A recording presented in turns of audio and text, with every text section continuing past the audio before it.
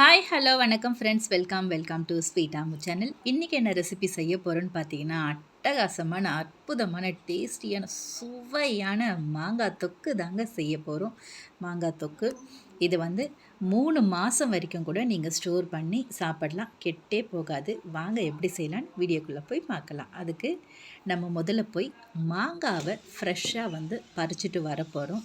பாருங்கள், மாங்காய் வந்து நல்லா புளிப்பு, ரொம்ப புளிப்பு தன்மை இல்லாத மாங்காவாக, நார்மல் மாங்காவாக இருந்தால் சூப்பராக இருக்கும்.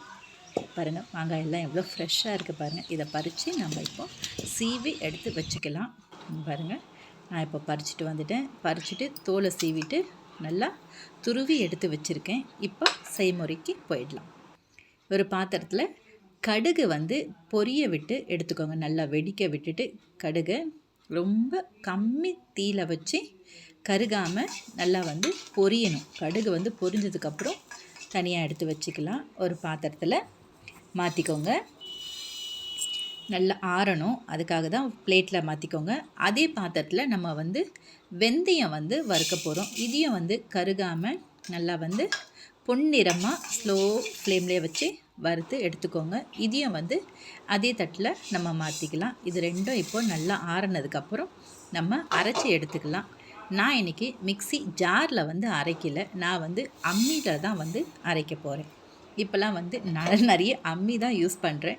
அம்மியில் வந்து அரைச்சி எடுத்து செஞ்சு சாப்பிட்டிங்கன்னா செம்மையாக டேஸ்ட்டாக இருக்குது. அதனால் வந்து இது ஊறுகாய்க்கு அம்மியில் அரைச்சி எடுத்திங்கன்னா இன்னமும் சூப்பராக இருக்கும். நீங்கள் மிக்ஸி தான் அரைக்க போகிறீங்கன்னா கொஞ்சம் கொரப்பாக அரைச்சி எடுத்துக்கோங்க, ரொம்ப ஃபைனாக வந்து அரைக்க வேண்டாம். இப்போ வந்து நம்ம தாளிப்பு கொடுத்துடலாம். ஒரு பாத்திரத்தில் நல்லெண்ணெய் சேர்த்துக்கோங்க. நல்லெண்ணெய் கொஞ்சம் மிச்சமாக தாராளமாக சேர்த்துக்கோங்க. நான் எப்படியும் ஒரு 3 4 மாங்காய் பெரிய சைஸ் மாங்காய் எடுத்திருக்கேன். அதுக்கு தகுந்த மாதிரி ஆயில் வந்து நான் சேர்த்துருக்கேன்.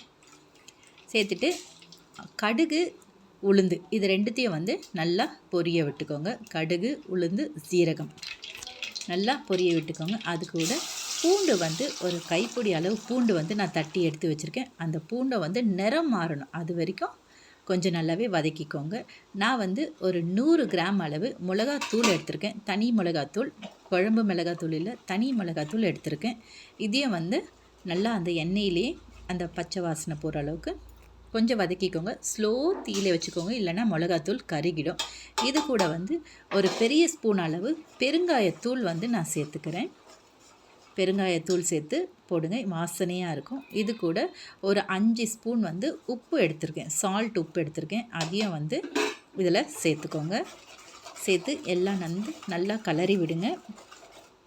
இப்போ வந்து நம்ம மாங்காய் துருவணும் இல்லையா, அந்த மாங்காவை வந்து நம்ம சேர்த்துக்கலாம். மாங்காய் துருவலை வந்து சேர்த்துக்கலாம்.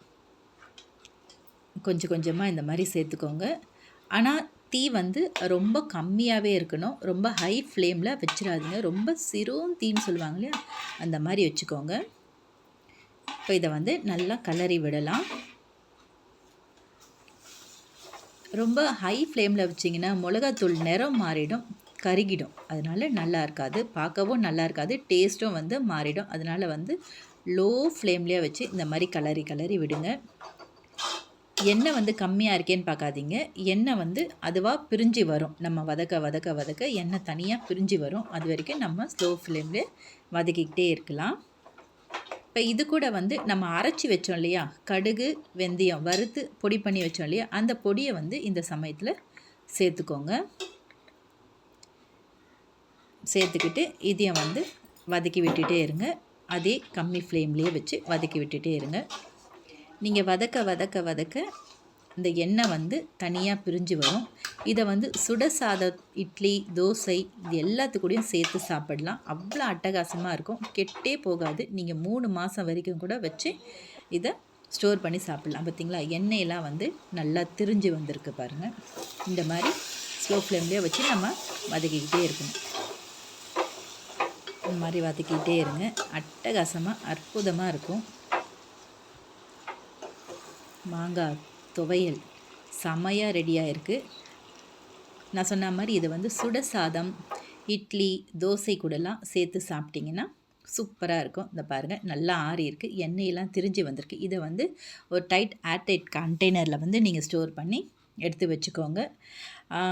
இந்த வீடியோ எப்படி இருந்துச்சுட்டு கமெண்ட் செக்ஷனில் கமெண்ட் பண்ணுங்கள். இன்னொரு வீடியோவோட பார்க்கலாம். பாய்.